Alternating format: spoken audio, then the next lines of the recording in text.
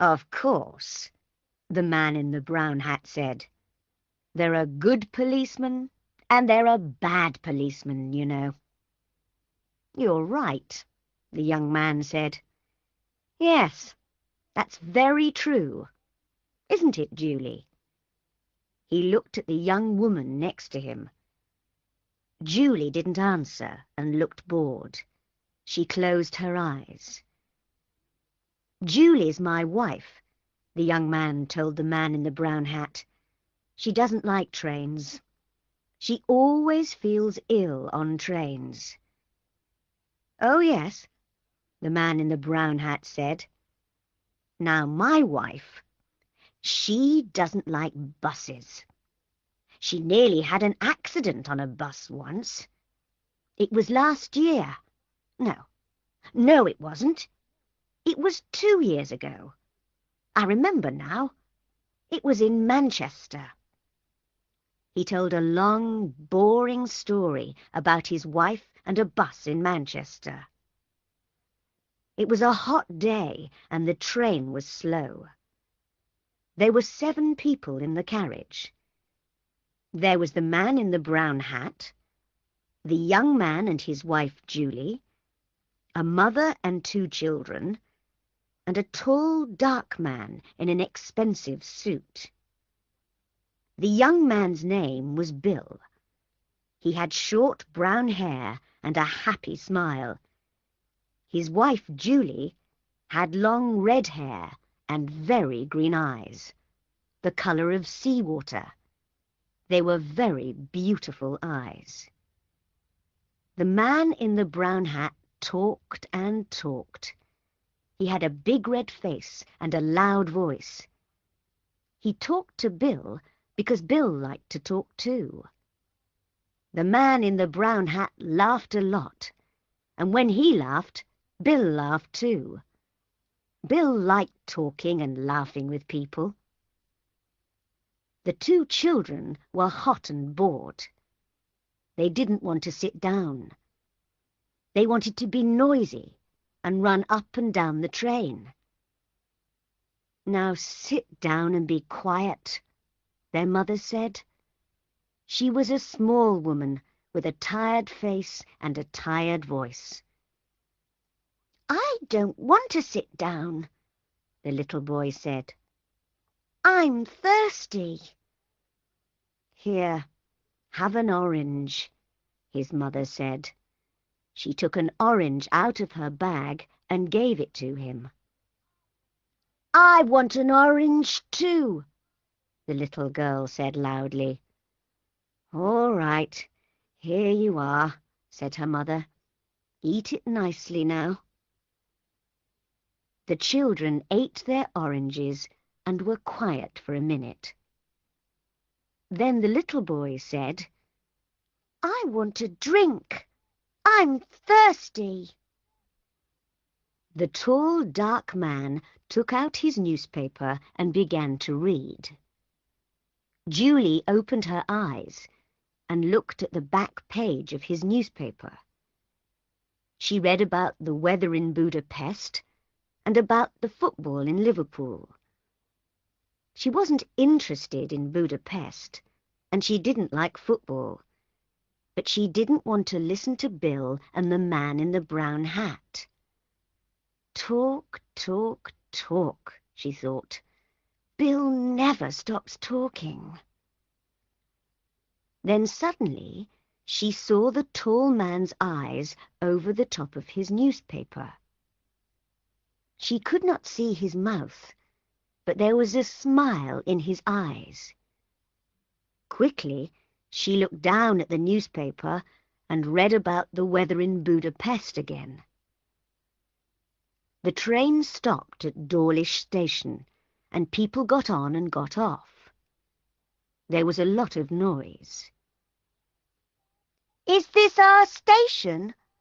the little girl asked. She went to the window and looked out. "No, it isn't. Now sit down," her mother said.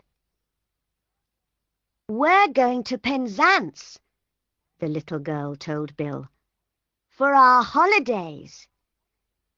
Yes, her mother said. My sister's got a little hotel by the sea. We're staying there. It's cheap, you see. Yes, the man in the brown hat said. It's a nice town. I know a man there. He's got a restaurant in King Street. A lot of holiday people go there. He makes a lot of money in the summer. He laughed loudly. Yes, he said again.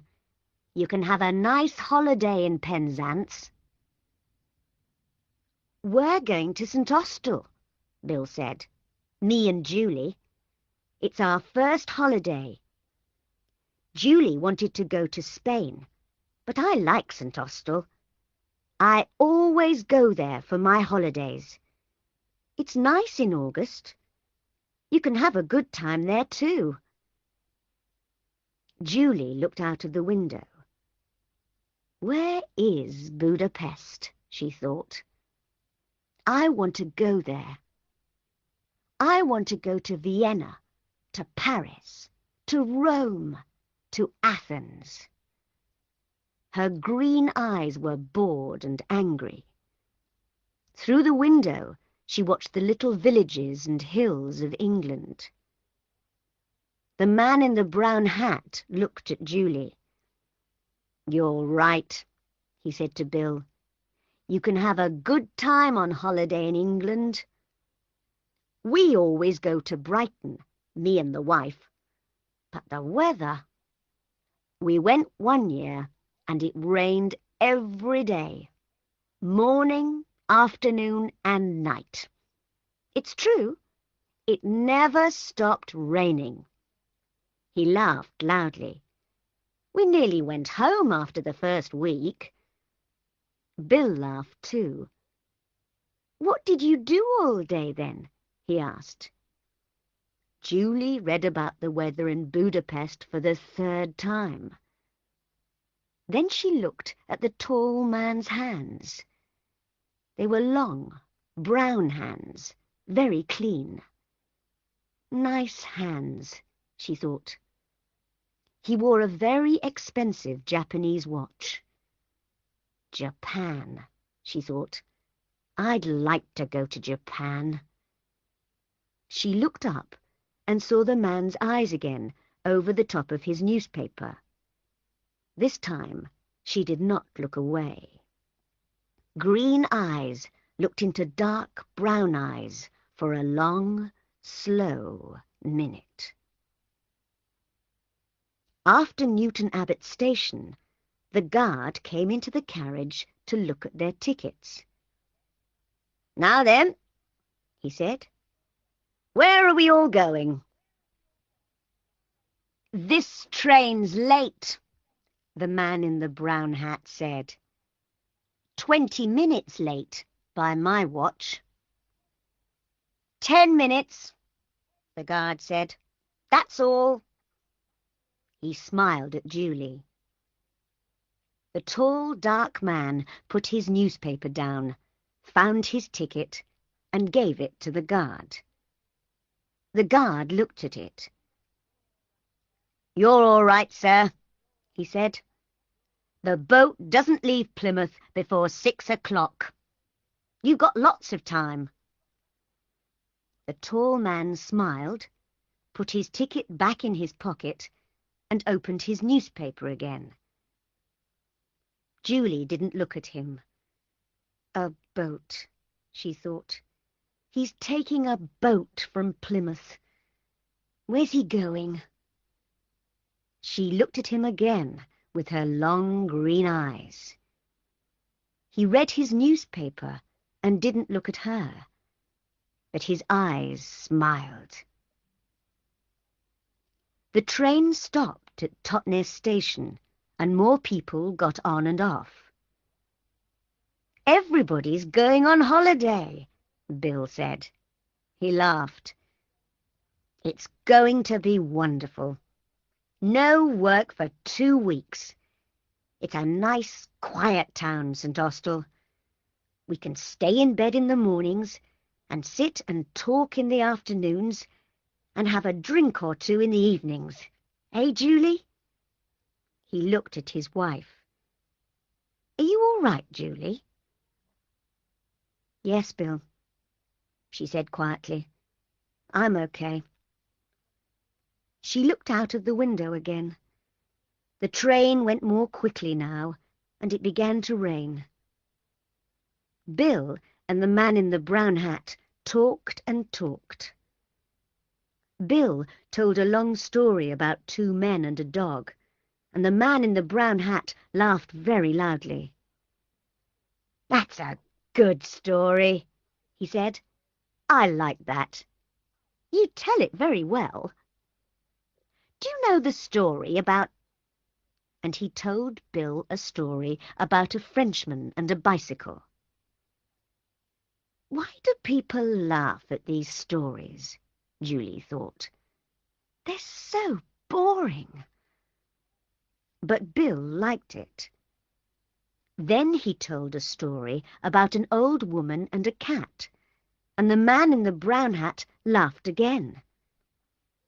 "That's good, too. I don't know. How do you remember them all?" Because, Julie thought, he tells them every day. "I don't understand," the little girl said suddenly. She looked at Bill. "Why did the cat die?" "Shh! Be quiet," her mother said. "Come and eat your sandwiches now." "That's all right," Bill said. "I like children."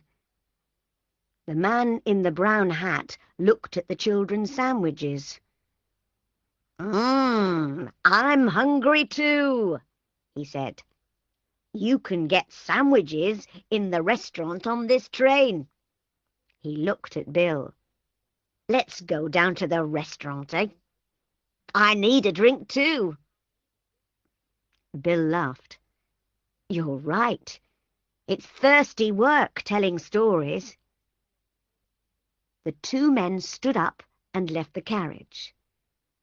The little girl ate her sandwich and looked at Julie. "But why did the cat die?" she asked. "I don't know," Julie said. "Perhaps it wanted to die." The little girl came and sat next to Julie. "I like your hair," she said. "It's beautiful." Julie looked down at her and smiled. For some minutes it was quiet in the carriage. Then the tall, dark man opened his bag and took out a book. He put it on the seat next to him and looked at Julie with a smile. Julie looked back at him and then down at the book. "Famous towns of Italy," she read. "Venice, Florence, Rome, Naples." She looked away again, out of the window at the rain. 2 weeks in St. Austell, she thought, with Bill, in the rain. After half an hour, the 2 men came back to the carriage. "There are a lot of people on this train," Bill said. "Do you want a sandwich, Julie?" "No," she said. "I'm not hungry. You eat them." The train was nearly at Plymouth. Doors opened and people began to move. "A lot of people get on here," the man in the brown hat said. The tall, dark man stood up and put his book and his newspaper in his bag. Then he picked up his bag and left the carriage. The train stopped at the station. A lot of people got on the train, and 2 women and an old man came into the carriage. They had a lot of bags with them. Bill and the man in the brown hat stood up and helped them. One of the women had a big bag of apples. The bag broke, and the apples went all over the carriage. "Oh, damn," she said. Everybody laughed and helped her to find the apples. The train moved away from Plymouth Station. After a minute or two, everybody sat down, and the woman gave some apples to the children. "Where's Julie?" Bill said suddenly. "She's not here." "Perhaps she went to the restaurant," the man in the brown hat said. "But she wasn't hungry," Bill said. "She told me." The little girl looked at Bill. "She got off the train at Plymouth," she said, "with the tall dark man. I saw them." "Of course she didn't," Bill said. "She's on this train. She didn't get off." "Yes, she did," the children's mother said suddenly. "I saw her too. The tall man waited for her on the platform." "He waited for her?" Bill's mouth was open. But he read his newspaper all the time. He didn't talk to Julie, and she never talked to him. They didn't say a word." "People don't always need words, young man," the children's mother said. "But she's my wife!" Bill's face was red and angry. "She can't do that," he said loudly. He stood up. "I'm going to stop the train." Everybody looked at him, and the two children laughed. "No," the man in the brown hat said. "No, you don't want to do that. Sit down and eat your sandwiches, my friend." "But I don't understand. Why did she go? What am I going to do?" Bill's face was very unhappy. After a second or two, he sat down again. "What am I going to do?" he said again. "Nothing," the man in the brown hat said. He ate his sandwich slowly. "Go and have your holiday in St. Austell. You can have a good time there. Forget about Julie. Those green eyes now." He took out a second sandwich and began to eat it. "I knew a woman once with green eyes. She gave me a very bad time. No, you want to forget about Julie."